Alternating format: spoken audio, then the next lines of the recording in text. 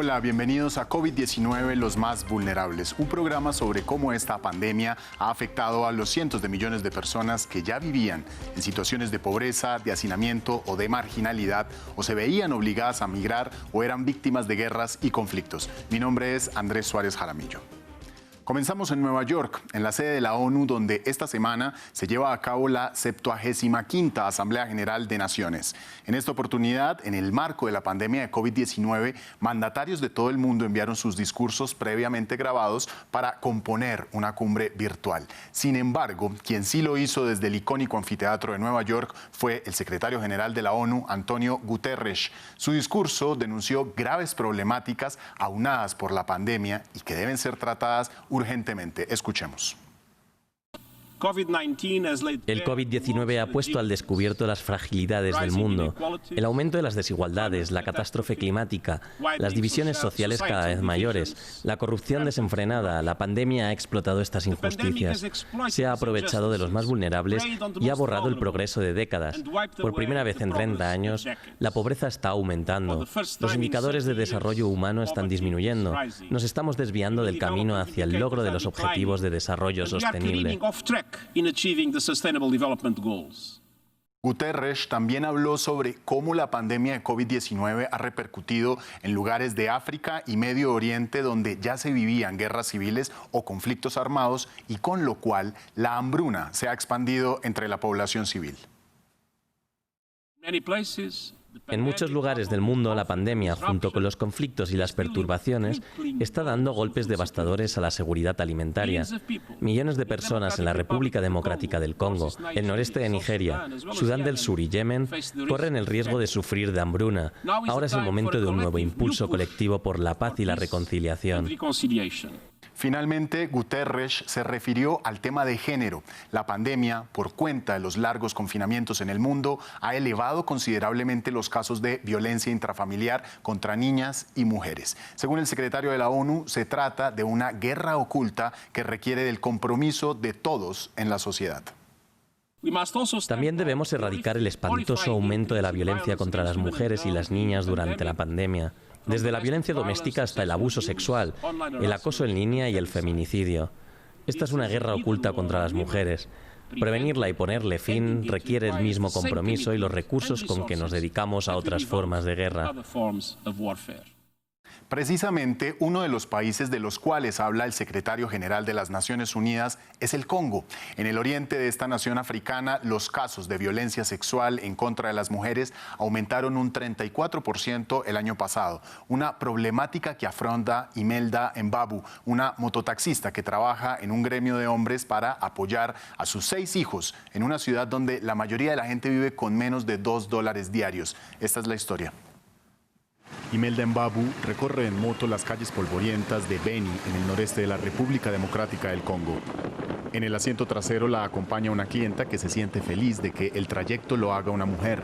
Ser mototaxista no es común en un país donde los hombres son quienes en mayoría realizan este trabajo. Mi esposo murió y me dejó con 6 hijos. No tenía nada que hacer, así que decidí convertirme en mototaxista para alimentar a mis hijos. Desde la muerte de su esposo hace 10 años, Imelda dejó de trabajar como agricultora y dispuso sus ahorros para comprarse la moto. Así mantiene a sus hijos. El trabajo de mi madre nos ayudó a conseguir comida, educación, ropa, medicinas y mucho más.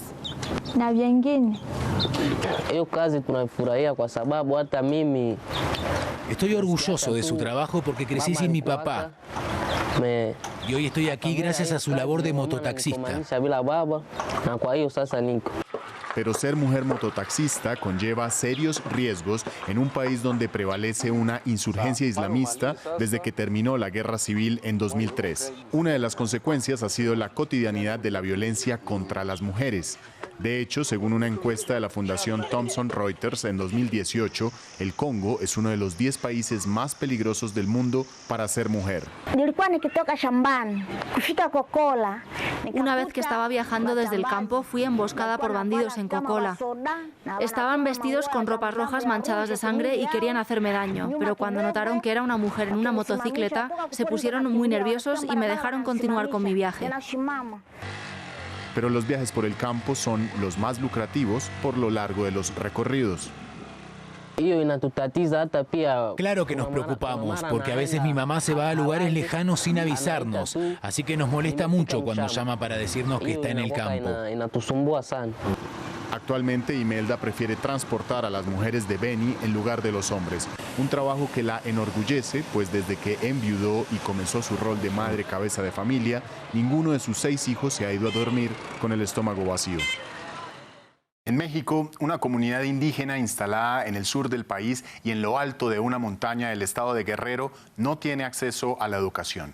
A pesar de que el gobierno de Andrés Manuel López Obrador decidió implementar el nuevo año escolar con clases por radio y televisión, en esta remota zona del país dicho programa es inviable. No hay señal, mucho menos internet y a veces ni siquiera electricidad. Pero los locales buscan la manera para que sus niños indígenas no se queden sin educación. Esta es la historia. El cierre de escuelas y colegios en México ha dejado a miles de niños indígenas sin posibilidad de estudio. Un caso en concreto es el del municipio de Tlapa de Comonfort, una población de 50,000 personas de alta montaña en el estado de Guerrero, donde aproximadamente el 82% es indígena. A este remoto paraje mexicano ha llegado con bastante dificultad el plan educativo del gobierno Aprende en Casa, el cual busca que los niños no interrumpan sus estudios y se formen por medio de clases en televisión y radio. A través de la televisión, a través del internet no es posible en la montaña alta. Primeramente porque no hay computadoras, no hay internet, no hay señal de televisión, y en segunda porque aquí también se va la luz. En tiempos de lluvia, en esta temporada de lluvia, la luz se está yendo constantemente y pues imagínense pues. Con las dificultades técnicas y tecnológicas, los maestros se resisten a abandonar a sus alumnos en la empobrecida región indígena de México. De manera que cada 15 días entregan material educativo para que los padres adopten el rol de tutores y enseñen diariamente a sus hijos. Pero existe un impedimento. Muchos de ellos solo hablan el idioma natal Tunsavi, una variante de la lengua indígena mixteca. Por lo mismo de que estamos en una zona de alta marginación y rezago educativos, porque muchos de los padres de familia no saben ni siquiera leer, escribir y no entienden, pues ellos se les dificulta ahora cómo van a enseñar a sus hijos si no saben lo que es la letra, pues más que nada, y menos hablan el español. Como este municipio de Guerrero, el 69.5% de la población indígena en México es pobre, en parte por las denuncias de aislamiento y poca atención del Estado.